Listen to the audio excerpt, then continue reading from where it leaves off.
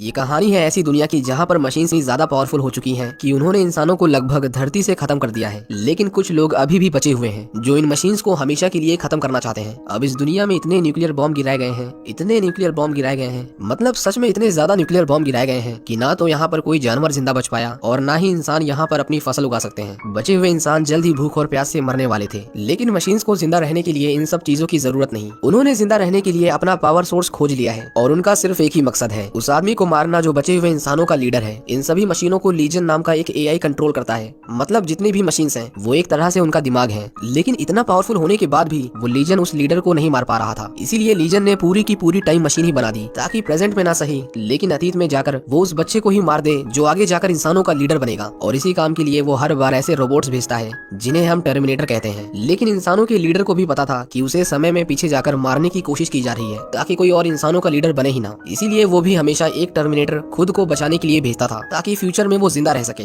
Movie की शुरुआत में हम जॉन कॉनर नाम के एक लड़के को देखते हैं और ये वही लड़का है जो आगे जाकर इंसानों का लीडर बनेगा। लेकिन यहाँ उसे टेंशन लेने की कोई जरूरत नहीं क्योंकि उसकी माँ सैरा ने पहले ही उस आर्टिफिशियल इंटेलिजेंस को खत्म कर दिया है जो आगे जाकर उन सभी टर्मिनेटर्स को जॉन को मारने के लिए भेजेगा। लेकिन स्काईनेट या कहें कि लीजन तो खत्म हो गया था लेकिन उसने किसी तरह फिर भी एक आखिरी टर्मिनेटर को भेजा जिसने इस बार सच में जॉन कॉनर को मार दिया। अब यहाँ जॉन कॉनर की तो मौत हो गई लेकिन फिर भी फ्यूचर में इंसानों की ही जीत हुई क्योंकि स्काईनेट कभी बन ही नहीं पाया। अब जॉन कॉनर की मौत के कई सालों के बाद हम देखते हैं कि सड़क पर अचानक से एक बड़ा सा बिजली का चमकीला गोला दिखाई देता है जिसके अंदर से एक लड़की गिरती है। वहाँ पर दो कपल्स उसे देख लेते हैं। जब वो उसके पास आते हैं तो वो लड़की अभी भी जिंदा थी जिससे पता चलता है कि वो कोई आम लड़की नहीं है क्योंकि इतने ऊपर से गिरने के बाद कौन ही जिंदा बच पाएगा। कुछ देर में वहाँ पर पुलिस भी आती है। उन्हें लगा कि उन दोनों ने उसे ड्रग्स दिए हैं जिसकी वजह से उसकी ये हालत हो गई है। लेकिन वो लड़की होश में आते ही सभी पुलिस वालों को मार देती है और उनमें से एक आदमी के कपड़े पहनकर वहाँ से भाग जाती है। इसके बाद हम उसी शहर में डैनी नाम की एक लड़की को देखते हैं। वो अपने फादर और अपने भाई के साथ हंसी खुशी रहा करती थी क्योंकि उसे भी नहीं पता था कि वो आगे जाकर क्या बनने वाली है। वो और उसका भाई एक कार बनाने वाली फैक्ट्री में काम करते थे और रोज की तरह वो अपना लंच पैक करके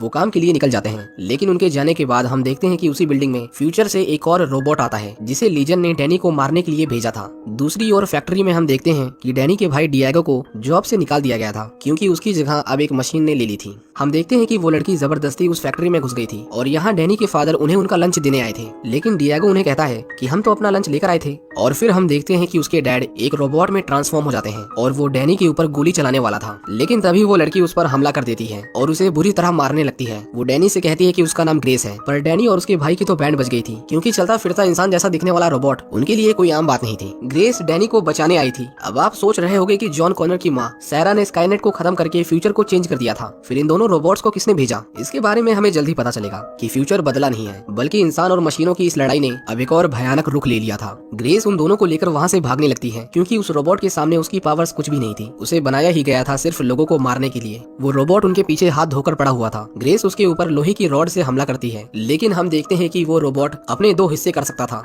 उसका एक मजबूत लोहे का ढांचा था और एक लिक्विड मेटल की लेयर जिसका कॉम्बिनेशन बहुत डेंजरस था। वो ग्रेस के ऊपर उन्हीं रॉड से वापस से हमला करता है जिसकी वजह से उनकी कार पलट जाती है। ग्रेस तो रगड़ते हुए सड़क पर आ गिरी थी। डैनी देखती है कि उसके भाई की बॉडी में पूरी की पूरी रॉड घुस गई थी। ग्रेस उसे समझाती है कि उसका बचना मुश्किल है। डिएगो भी समझ गया था कि डैनी की जान उसकी जान से ज्यादा कीमती है और इसी बीच उस रोबोट का स्केलेटन उनकी कार को जोर की टक्कर मारता है जिसमें डिएगो की मौत हो जाती है। वो रोबोट उनकी तरफ आ रहा था लेकिन तभी उन्हें बचाने सैरा आती है। वही सैरा जिसके बेटे को टर्मिनेटर ने मार दिया था वो उन्हें बचाने आई थी। लेकिन ग्रेस को नहीं पता था कि सैरा कौन है इसीलिए वो डैनी को लेकर वहाँ से भाग जाती है। डैनी देखती है कि ग्रेस पूरी तरह से रोबोट नहीं थी। उसके पास इंसानों के जैसा ही खून और मांस से बना हुआ शरीर था और इस लड़ाई में उसने अपनी सारी एनर्जी खो दी थी। डैनी उसे एक दवाई की दुकान पर लाती है। ग्रेस उनसे महंगे केमिकल्स वाली दवाई मांगती है लेकिन केमिस्ट वाला उन्हें दवाइयाँ देने को तैयार नहीं था इसीलिए ग्रेस को जबरदस्ती करनी पड़ती है। डैनी उसे अधमरी हालत में बाहर लेकर आती है और बाहर सैरा उसका इंतजार कर रही थी। वो उन दोनों को अपने सीक्रेट लोकेशन पर लेकर जाती है। ग्रेस की बॉडी पर बहुत सारी बर्फ डाली जाती है और सैरा को पता नहीं था कि उसे कौन कौन सी दवाइयाँ देनी है इसीलिए वो सारी दवाइयाँ उसकी बॉडी में डाल देती है। डैनी अपने परिवार की मौत को लेकर सदमे में थी कि कैसे एक झटके में उसका पूरा परिवार खत्म हो गया। सैरा उसे समझाती है कि अगर ये टर्मिनेटर्स उसके पीछे पड़े हैं तो उसे अपने लोगों की मौत पर रोना बंद करना होगा क्योंकि अभी बहुत से ऐसे लोग हैं जिन्हें वो तुमसे छीन लेंगे। जब ग्रेस को होश आता है तो वो सैरा से पूछती है कि तुम्हें कैसे पता चला कि डैनी कहाँ पर मिलेगी, जिस पर सैरा उसे बताती है कि मुझे हर 2-3 साल में एक मैसेज आता है जिसमें फ्यूचर से आए उन रोबोट्स की लोकेशन होती है और उसके बाद मैं वहाँ जाकर उन्हें खत्म कर देती हूँ। ग्रेस उसे बताती है कि फ्यूचर में लीजन नाम का एक एआई है जो इंसानों को खत्म करना चाहता है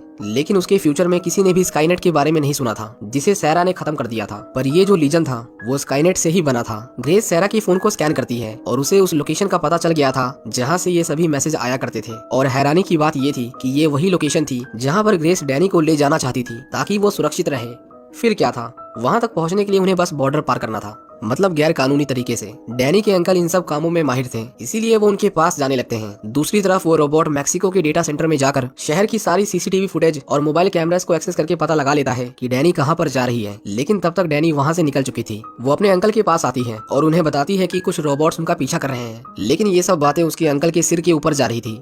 हाँ, लेकिन एक काम वो बहुत अच्छे से कर सकते थे, जो था उन्हें बॉर्डर के उस पार ले जाना। रात को वो चारों मिलिट्री की नाक के नीचे से होते हुए बॉर्डर पार कर रहे थे। लेकिन वो टर्मिनेटर मिलिट्री के सर्विलेंस सेंटर में घुसकर उनके ड्रोन से उन्हें ढूंढ लेता है और वहाँ की मिलिट्री को बता देता है कि कुछ लोग बॉर्डर पार करने की कोशिश कर रहे हैं। पुलिस उन्हें तुरंत ही चारों तरफ से घेर लेती है और तभी टर्मिनेटर उस ड्रोन को उनके ऊपर गिरा देता है, जिसके चलते सभी पुलिस वाले मारे जाते हैं। लेकिन ग्रेस ने डैनी को बचा लिया था। पुलिस ने डैनी और सैरा को पकड़ लिया था और वो ग्रेस की बॉडी का पोस्टमार्टम कर रहे थे। वो रोबोट भी उन घुसपैठियों की जेल तक पहुंच गया था। ग्रेस उन डॉक्टर्स को मारकर वहां से भाग जाती है और इससे पहले वो टर्मिनेटर डैनी को मार देता, ग्रेस सभी को आजाद कर देती है और इस भगदड़ का फायदा उठाकर ग्रेस डैनी को वहां से निकाल लेती है। सैरा भी उनके पीछे आ रही थी। वो तीनों उस टर्मिनेटर के हाथों पकड़े जाने से बाल बाल बचते हैं। इसके बाद वो तीनों उस लोकेशन पर आते हैं जहाँ से सैरा को मैसेज आते थे। वहाँ जंगलों के बीच में एक घर था और वो जब उस घर की बेल बजाते हैं तो उसके अंदर से वही टर्मिनेटर निकलता है जिसने जॉन कॉनर को मारा था। सैरा उसे देखते ही उसके ऊपर गोली चलाती है, लेकिन ग्रेस उसे रोक लेती है। इस वाले रोबोट ने अपना नाम कार्ल रखा था और यहाँ पर उसकी फैमिली भी थी,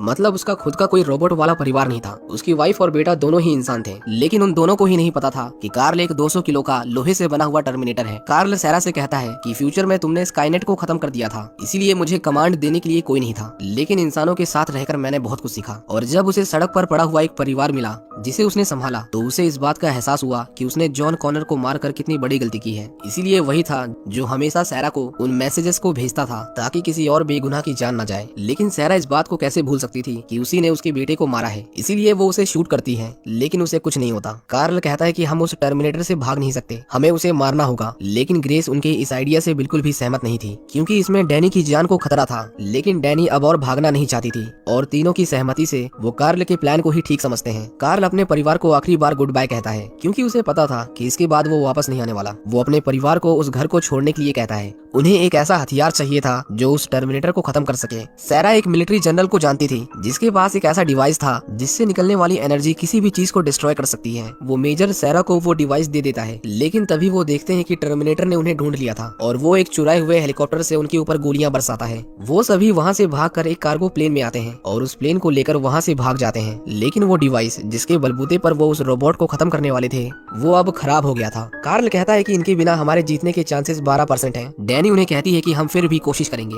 ग्रेस उसे बताती है कि जब वो छोटी थी तो उसी ने उसकी जान बचाई थी और डैनी ने ही उसे फ्यूचर से भेजा है तुम्हें बचाने के लिए। यानी डैनी एक तरह से उनकी नई जॉन कॉनर थी और वही आगे जाकर उनकी नई लीडर बनेगी जो इंसानों को उन मशीन्स के खिलाफ तैयार करेगी। अब वो तीनों उस टर्मिनेटर से पीछा छुड़ाने का सोच ही रहे थे कि तभी वो टर्मिनेटर एक बड़े कार्गो प्लेन से उनका पीछा करने लगता है। वो अपने प्लेन की उनके प्लेन के साथ एक जोरदार टक्कर करता है जिसकी वजह से वो सभी क्रैश करने लगते हैं। उस प्लेन के अंदर एक मिलिट्री कार थी जिसमें पैराशूट लगे हुए थे। ग्रेस उन सभी को उस कार के अंदर बैठाती है और दूसरी तरफ कार्ल उस टर्मिनेटर को रोकने की पूरी कोशिश कर रहा था, लेकिन उस एडवांस रोबोट के सामने वो बहुत कमजोर था। दूसरी तरफ उनकी कार हवा में गिरते हुए एक डैम से टकराती है और वो लोग जिंदगी और मौत के बीच में झूल रहे थे। ग्रेस देखती है कि वो टर्मिनेटर उन्हें मारने आ रहा था तो उसे मजबूरन डैम से कूदना पड़ता है। उनकी कार अंदर से वाटरप्रूफ थी, लेकिन वो टर्मिनेटर उनके दरवाजों को तोड़ देता है जिसकी वजह से वो सभी डूबने लगते हैं। लेकिन अभी तक वो तीनों मरे नहीं थे। किसी तरह वो पानी के बाहर आते हैं। वो उस डैम के रिएक्टर में जाते हैं जहाँ पर पानी से बिजली बनाई जाती थी। ग्रेस एक बार फिर से कमजोर हो गई थी और बिना दवाइयों के वो उनसे लड़ नहीं पाती। ग्रेस डैनी से कहती है कि वो भाग जाए क्योंकि अब हम दोनों में से कोई भी तुम्हें बचाने की हालत में नहीं है। लेकिन तभी हम कार्ल को देखते हैं जो अभी तक जिंदा था और उसके पास ग्रेस की दवाइयां भी थी। लेकिन इस बार डैनी कहती है कि हमें यहीं रुककर लड़ाई करनी होगी। हम जितना भी दूर भागें एक ना एक दिन तो वो मुझे मार ही देगा। वो टर्मिनेटर उनके सामने आता है। वो कार्ल से कहता है कि हम दोनों का एक ही मकसद है, इंसानों के लीडर को खत्म करना, इसीलिए इस लड़की को मुझे मारने दो। लेकिन कार्ल अब वो रोबोट नहीं था जिसे सिर्फ लोगों की जान लेने के लिए बनाया गया था। वो तीनों उसके ऊपर अटैक करते हैं, लेकिन उसे कितना भी मारो कैसे भी मारो वो बार बार उठ खड़ा होता था। ग्रेस उसके टुकड़े कर देती है, लेकिन उसका का स्केलेटन अभी तक जिंदा था। आखिर में वो उसे पकड़कर उसके सिर को रिएक्टर में डाल देते हैं। कार्ल ने उसे रिएक्टर के अंदर पकड़ रखा था, क्योंकि टर्मिनेटर की सबसे बड़ी कमजोरी होती है बहुत सारी एनर्जी का ओवरडोज, और उस रिएक्टर के अंदर इतनी एनर्जी थी कि उसके धमाके से टर्मिनेटर के टुकड़े हो जाते हैं। लेकिन ग्रेस और कार्ल भी इस धमाके से बुरी तरह डैमेज हो गए थे। सारा देखती है कि वो टर्मिनेटर अभी तक जिंदा था, लेकिन अब कोई नहीं था जो उसका मुकाबला कर सके। ग्रेस डैनी से कहती है कि तुम मेरे पावर सोर्स को निकालकर उसके सिर के ऊपर वार करो, इसके धमाके से वो इस बार बच नहीं पाएगा। लेकिन इसका मतलब ये था कि इसमें ग्रेस भी मारी जाएगी। ग्रेस उसे समझाती है कि मेरा मरना तय था, लेकिन तुम्हारा जिंदा रहना जरूरी है।